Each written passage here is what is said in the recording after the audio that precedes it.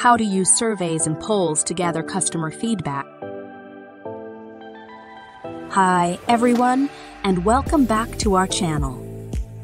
Today, we're going to talk about using surveys and polls to gather customer feedback.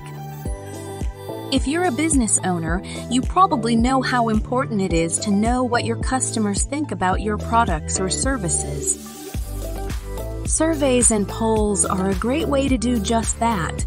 Here are some tips on how to get the most out of them. Tip 1. Keep it short and sweet. When creating a survey or poll, make sure it's not too long or complicated. Customers are more likely to complete it if it's quick and easy. Tip 2.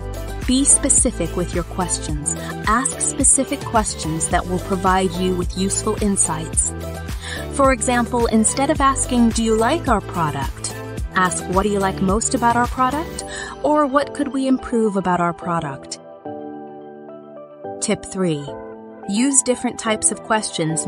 Mix up your questions with multiple choice, open-ended, and rating questions.